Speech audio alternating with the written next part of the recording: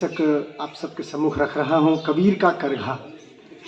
यह कविता जब मैंने रची तो मैंने कभी सपने में भी नहीं सोचा कि ऐसा अवसर मिलेगा कि कबीर मठ में और स्वामी विवेकदास और माने इतने बड़े कवियों के बीच, अपने गुरुजनों के बीच इसे पढ़ने का अवसर मिलेगा। मैं तो विश्वविद्यालय में हम लोग पढ़ते पढ़ाते हैं तो विश्वविद्यालय के बाहर कम मौके मिलते हैं जाने के, और ये बड़ा सुअवसर है मेरे लिए। मैं बिना किसी और भूमिका के यह कविता आप सबके सामने रख रहा हूँ। कबीर का करघा। वयन जीवी कबीर देव सभ्यता के नग्नता के खिलाफ, वयन जीवी कबीर देव सभ्यता की नग्नता के खिलाफ कपड़ा बुन रहे हैं। कबीर बुन रहे हैं जिससे काशी अपनी काया ठीक से तोप सके। कबीर बुन रहे हैं जिससे काशी अपनी काया ठीक से तोप सके, जिसे वह जनेऊ के सहारे ढके हुए है, जिसके नीचे सड़ती नाली की तरह नीली नसें बिछी हुई हैं बिसात बिछाए। कबीर का करघा बुनता है एक स्वप्न। कबीर का करघा बुनता है एक स्वप्न, जिसे जुलाहों के बच्चे मचघट्टे पर बैठी मछुआरिने मणिकर्णिका के मनहूस धुएं से धुआंते डोम लड़के और हर सुबह गंगा में डोंगी उतारता मल्लाहों का पूरा कुनबा देखने लगता है। वे देखते हैं कि कबीर का करघा एक नाव में सवार लोगों की रोजी भूख और बराबरी का लौह लंगर में बदल रहा है।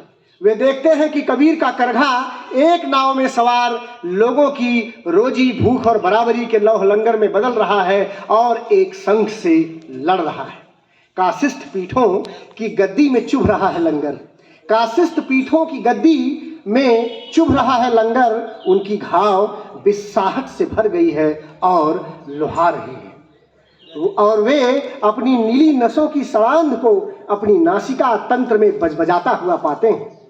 शास्त्रों के झूठ के खिलाफ, शास्त्रों के झूठ के पहाड़ के खिलाफ कबीर का करघा काट रहा है सूत की जगह गंगा के सदीवाही पानी का प्रवाह, जिसमें बही जा रही हैं शिव से सती की बहसों की तमाम लोक कथाएं, और दर्ज हैं पानी के शिलालेख पर वेदांतियों से बौद्धों के घनघोर शास्त्रार्थ। कबीर के करघे को 80 से बरुड़ा और लहरतारा से पहड़िया तक लड़ना पड़ता है काशी के केवटों खटीकों की ओर से बाजार और बजरे की बाघ संस्कृति के खिलाफ।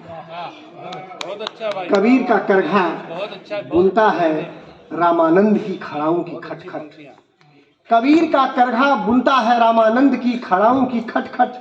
कीनाराम का अघोर नाद कबीर के करघे से सुनी जा सकती है। 1869 के सनातनियों से दयानंद सरस्वती के घनघोर शास्त्रार्थ की दलीलें, पार्श्वनाथ और बुद्ध के संदेश पैम्फलेट की तरह प्रिंट हो रहे हैं कबीर के करघे से। धर्म और पूंजी का अफीम शहर की सुषुम्ना में चढ़ने लगा है। धर्म और पूंजी का अफीम शहर की सुषुम्ना में चढ़ रहा है, किंतु क्षीर सागर में सोते विष्णु की नींद में खलल बढ़ रहा है। आखिरी बंद है कविता का, आप सबका ध्यान चाहूँगा कि कबीर का करघा गजब कर रहा है। कबीर का करघा गजब कर रहा है। वह बुन रहा है एक ही झीनी चादर। रैदास और तुलसी दोनों के लिए ये दोनों नहीं ओढ़ पाते उतने यतन से कि कबीर की तरह चदरिया धर दें जस की तस। रैदास की चद्दर पर भूख, अपमान और मेहनत के धब्बे हैं।